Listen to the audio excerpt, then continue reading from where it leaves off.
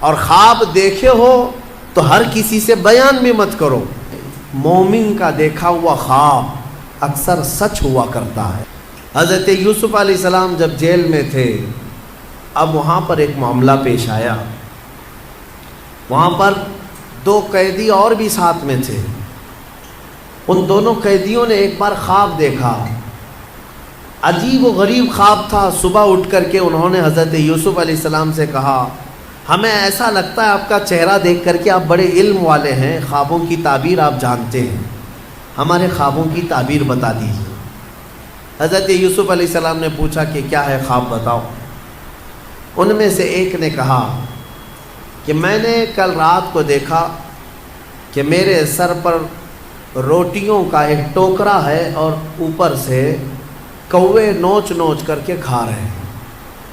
اور دوسرے نے کہا میں نے دیکھا ہے کہ انگوروں کے خوشے کو نچوڑ کر کے اس کا رس میں پی رہا ہوں، یعنی انگور کا رس نچوڑ کر کے میں پی رہا ہوں۔ ایک نے دیکھا کہ روٹیوں کے ٹکڑے اس کے سر پر ہیں اور کوے کھا رہے ہیں۔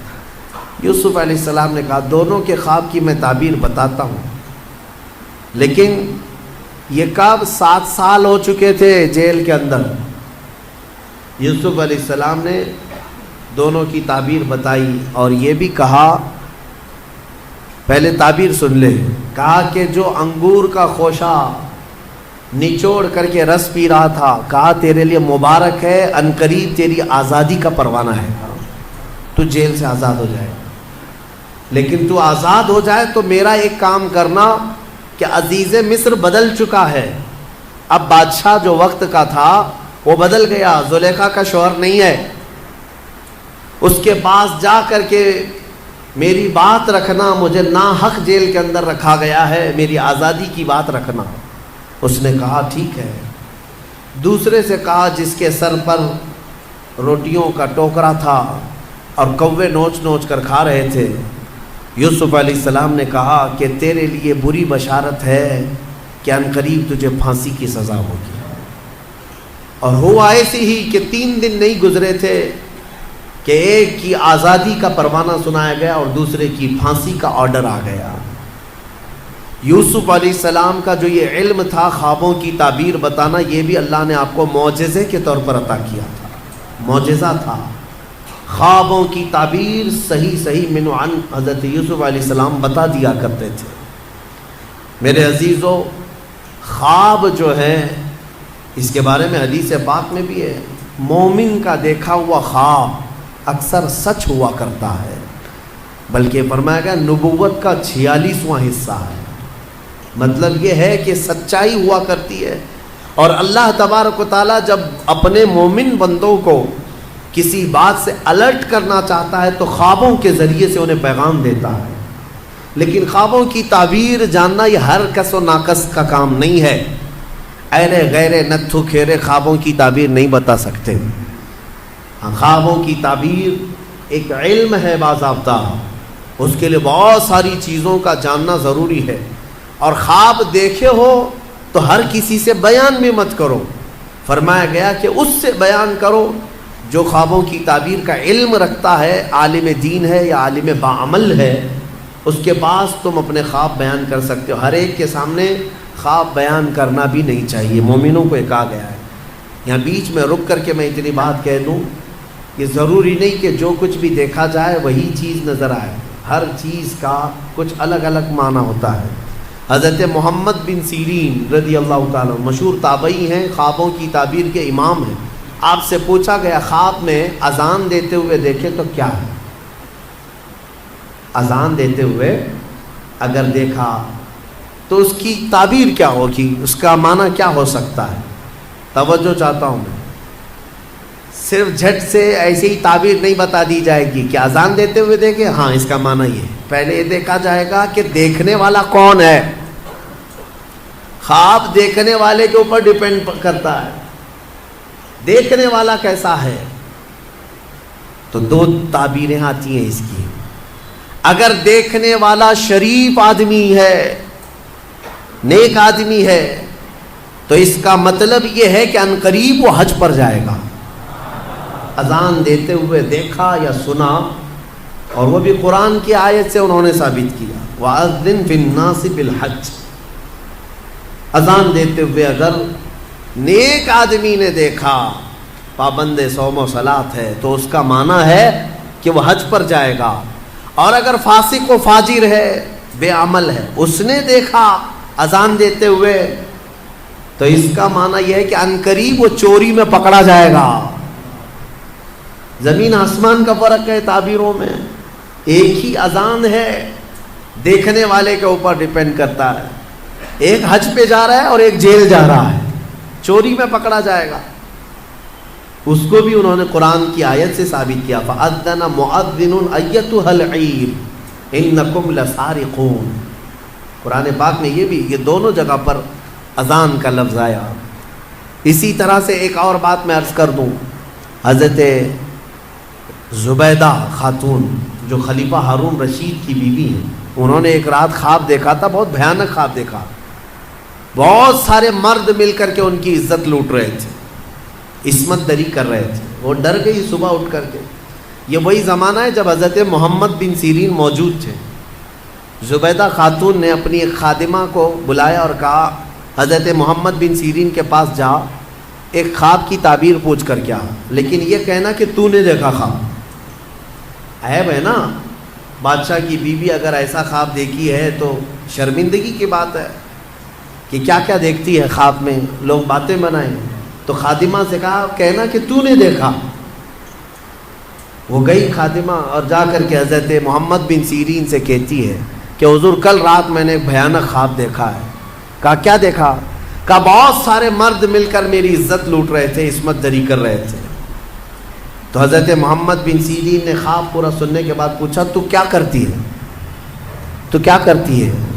تو اس نے کہا میں کنیز ہوں، دربار کی کنیز ہوں، خادمہ ہوں۔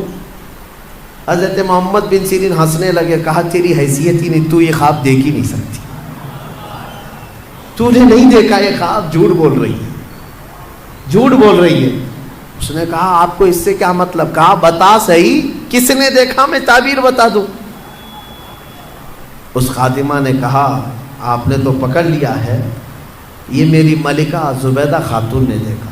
تو حضرت محمد بن سیرین نے کہا ٹھیک ہے، جاؤ اپنی ملکہ اپنی زبیدہ سے یہ بشارت دے دینا کہ اس خواب کی تعبیر کوئی گھناؤنی نہیں ہے، عنقریب وہ ایک ایسا کام کرے گی جس سے پوری امت فائدہ اٹھائے گی، نیک کام کرے گی۔ اور اس خواب کی تعبیر ہی ہے کہ زبیدہ خاتون نے دریائے دجلہ سے لے کر عرفات کے میدان تک ایک نہر بنائی حاجیوں کے پانی پینے کے لیے۔ ہاں، ایک نہر زبیدہ خاتون نے اپنے پیسوں سے بنوائی تھی۔ حاجی عرفات کے میدان میں بڑے پیاسے ہوتے تھے، وہاں پانی کا انتظام نہیں، تو اس نے پانی کا انتظام کروایا، اور وہ نہر زبیدہ کی باقیات اور آثار آج بھی موجود ہیں مکہ میں، آج بھی ہیں۔ اور جانتے ہیں اس نہر سے 1200 سال تک حاجی پانی پیا کرتے تھے۔ تو ایک امت، بہت بڑی امت نے نفع اٹھایا۔ تو خواب کا مطلب یہ نہیں ہے کہ جو دیکھا وہی ہو جائے گا۔ کبھی کبھار موت کی تعبیر زندگی سے ہے، کسی کے انتقال کی تعبیر اس کی زندگی سے کی جاتی ہے۔ بہرحال حضرت یوسف علیہ السلام کا یہ معجزہ بھی تھا، خوابوں کی تعبیر آپ بیان کرتے ہیں۔ ان دونوں کی تعبیر بیان کی آپ نے، وہ دونوں صحیح نکلے، لیکن ہوا یہ کہ جو آزاد ہوا بندہ وہ باہر آیا، موج مستی میں بھول گیا، یوسف علیہ السلام کی بات عزیز مصر تک پہنچانا بھول گیا۔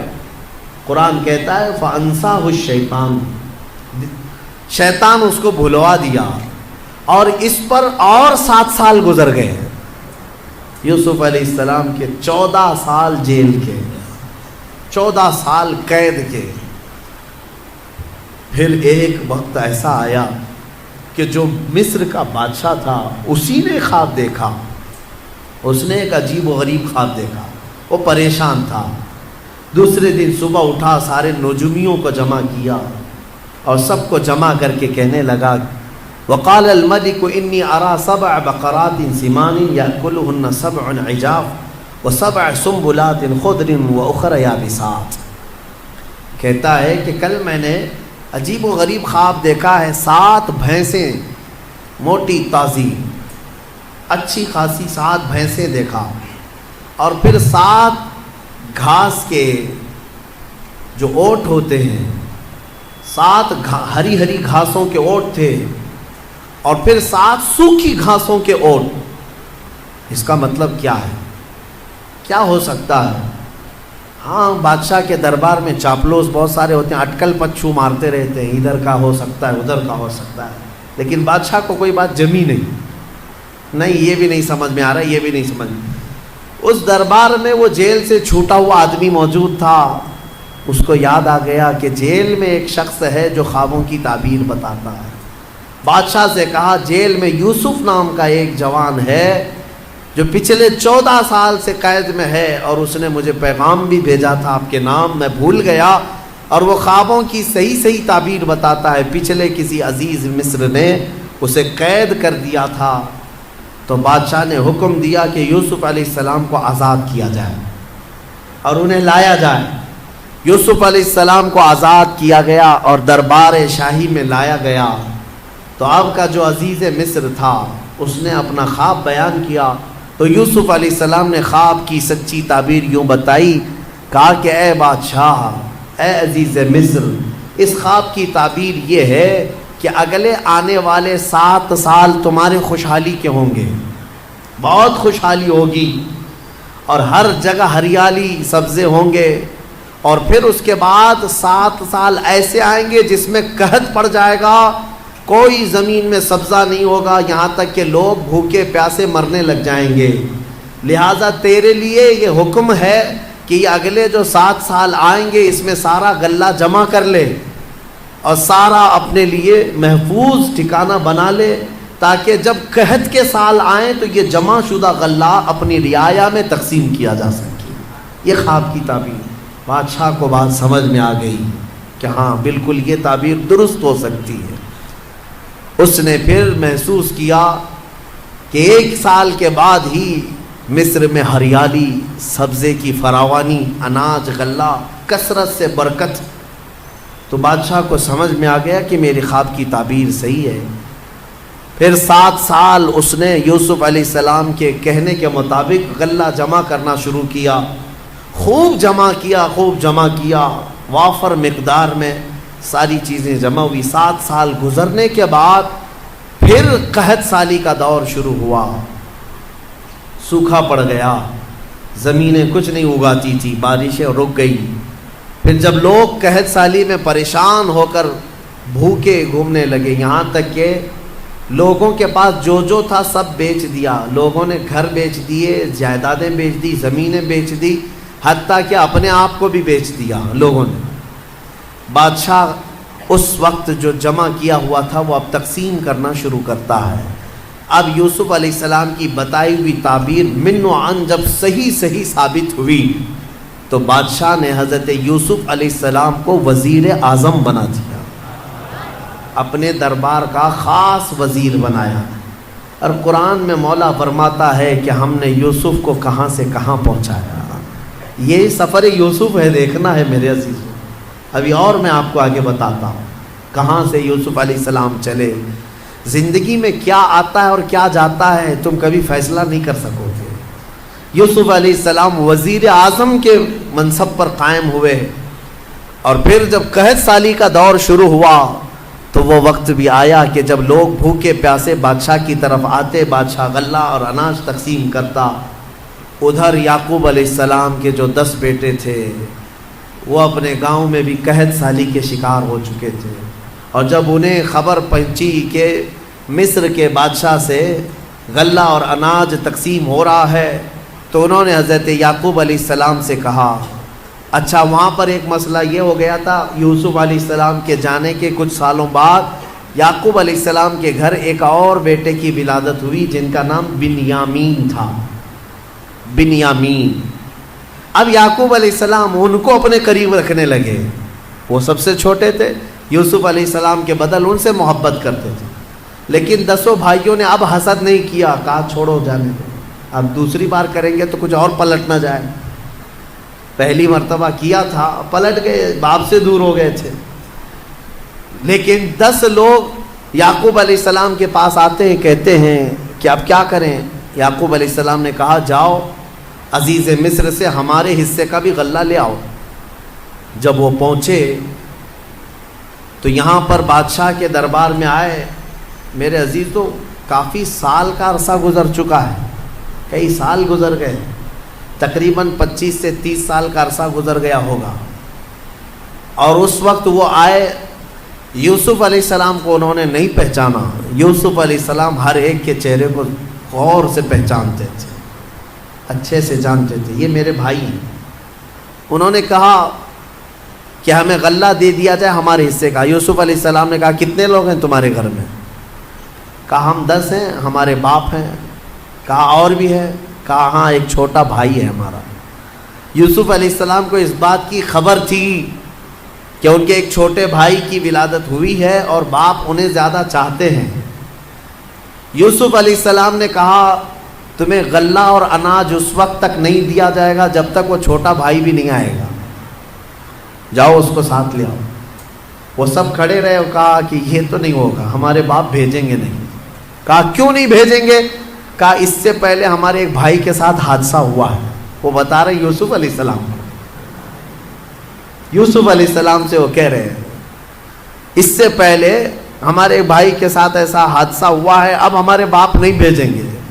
حضرت یوسف علیہ السلام نے کہا نہیں بھیجیں گے تو غلہ نہیں دیں گے ہم، جب تک وہ نہیں آئے گا نہیں دیں گے، واپس جاؤ۔ واپس بھیج دیا۔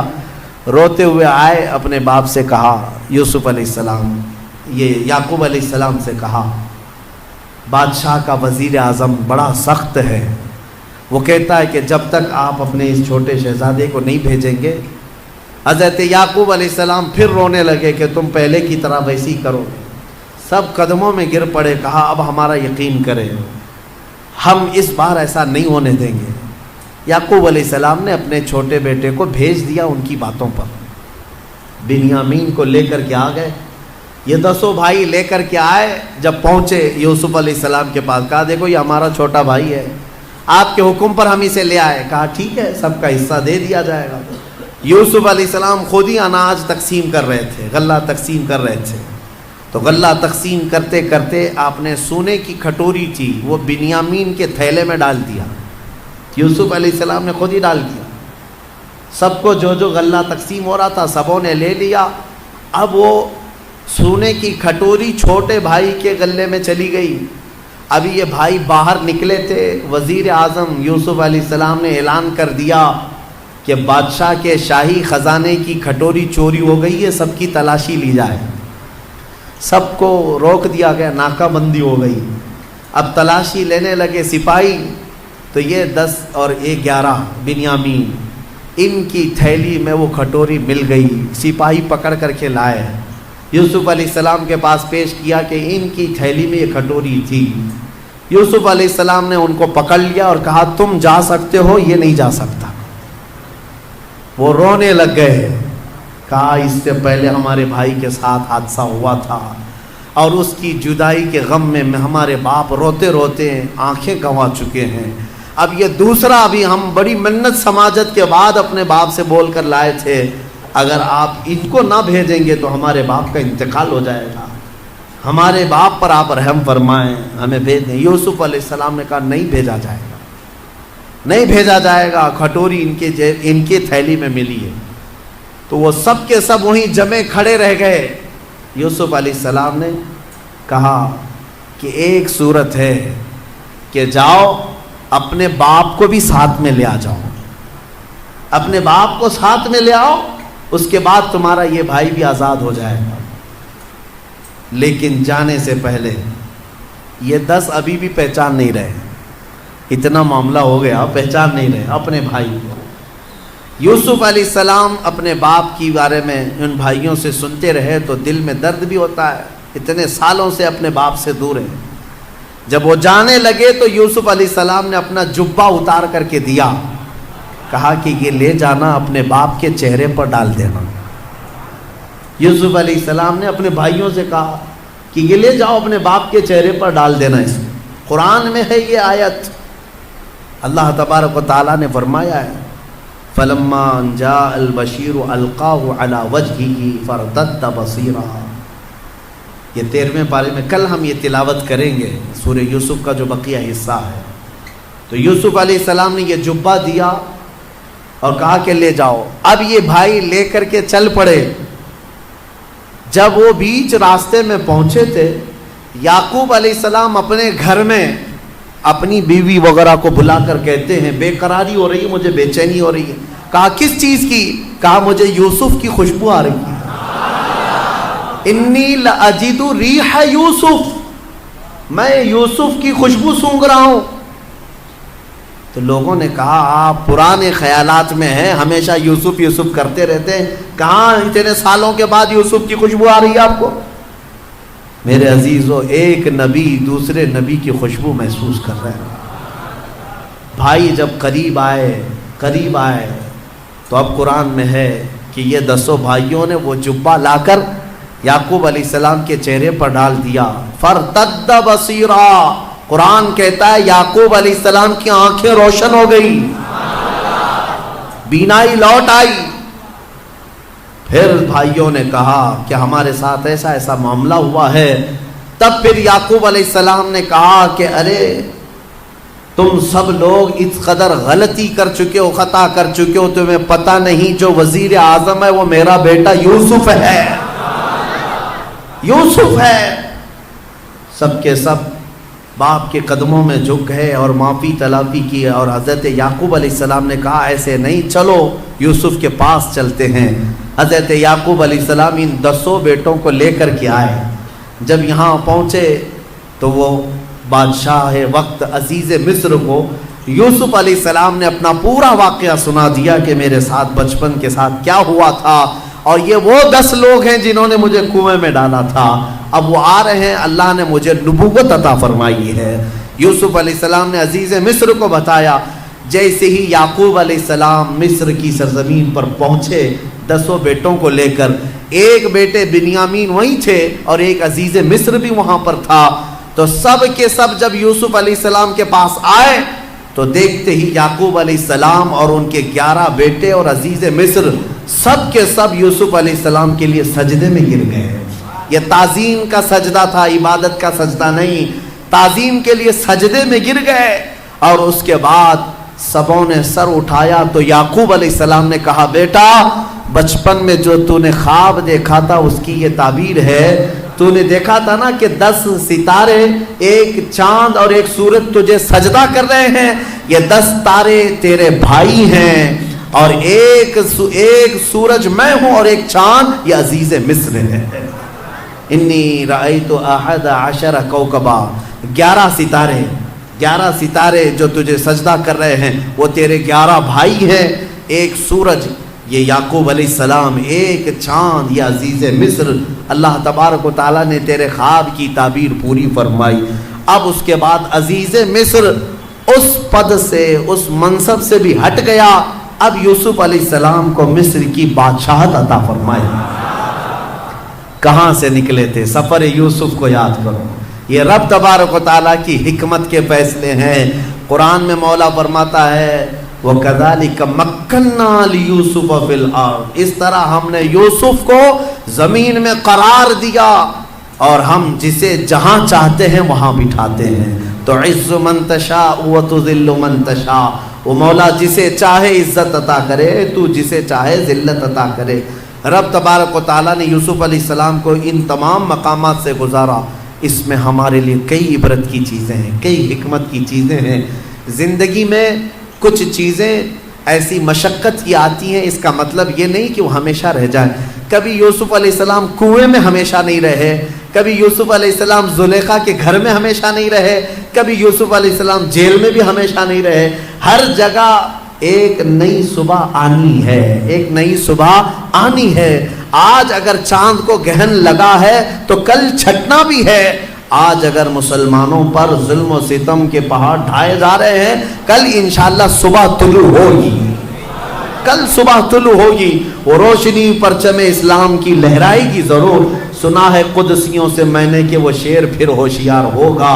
میرے عزیزوں، ہمارے بزرگ فرمایا کرتے، خاص طور پر مجھے نصیحت کے طور پر ہمارے ایک بزرگ عالم دین تھے، انہوں نے کہا تھا، عورتیں بہت ساری شکایت لے کر ان کے پاس روتی ہوئی آئی تھی، تو انہوں نے کہا تھا کہ تمہیں پتہ ہے ٹرین میں بیٹھتے ہو، سفر کرتے ہو، ٹرین میں سفر کرتے ہو تو ٹرین کبھی کبھار ٹنل میں جاتی ہے، ممبئی جانے والوں کو پتہ ہوگا اکثر کہ وہ ٹنل کے اندر سے ہو کے جاتی ہے، گوفا جو ہوتا ہے پہاڑ کے بیچ میں سے اندر گھس جاتی ہے اور پھر باہر نکلتی ہے۔ تو جیسی ٹرین ٹنل میں جاتی ہے، اندھیرا، کچھ نظر نہیں آتا، کچھ نظر نہیں آتا، جاتی ہے نا ٹرین پہاڑ کے اندر سے ہو کے، گوفے کے اندر سے، غار میں سے ہو کے جاتی ہے، جو کھود کے بنایا گیا سرنگ ہے، تو اس سرنگ میں جیسی ٹرین جاتی ہے اندھیرا ہو جاتا ہے، لیکن تم سب کے سب بیٹھے کیوں رہتے ہو ٹرین میں؟ جب اندھیرا ہو جائے تو گھبرا کر کے اتر کیوں نہیں جاتے؟ بھاگتے کیوں نہیں ادھر سے ادھر؟ ہر پیسنجر کو یہ معلوم ہے ڈرائیور چلا رہا ہے، نکالے گا باہر، ڈرائیور ٹرین چلا رہا ہے، تھوڑی دیر کے بعد یہ اندھیرے سے باہر نکالے گا۔ تو فرماتے ہیں ہمارے بزرگ کہ اے نادان، ڈرائیور کے، ٹرین کے ڈرائیور پر جب تجھے اتنا بھروسہ ہے کہ وہ ٹنل کی اندھیریوں سے نکال سکتا ہے تو اس رب الارباب پر کیوں نہیں یقین ہے جو زندگی کی اندھیریوں سے نکال کر تجھے اجالے میں ضرور لائے گا۔ ایک دن آئے گا جب تو اپنی مصیبتوں اور مشقتوں سے نکلے گا اور پھر اجالا ضرور دیکھے گا۔ کوئی